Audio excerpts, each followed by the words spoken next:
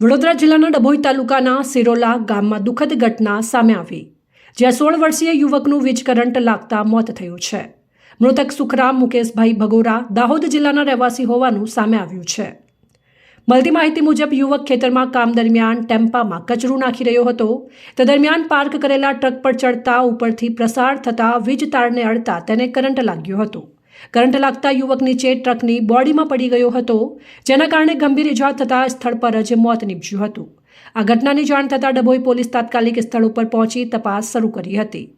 મૃતદેહને પીએમ માટે ખસેડવામાં આવ્યો છે. પ્રાથમિક તપાસમાં સામે આવ્યું છે કે યુવક મજૂરી કામ કરતો હતો, જેના પગલે બાળમજૂરી અંગે પણ સવાલો ઊભા થયા છે.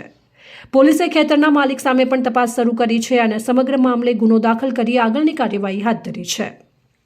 આ ઘટનાને પગલે વિસ્તારમાં શોકનો માહોલ છવાઈ ગયો છે. ત્યારે બાળમજૂરી અને સલામતીના મુદ્દાઓ ફરી એકવાર ચર્ચામાં આવ્યા છે. Report Pravin Vasava, Pradeep Tantral, news Vadodara.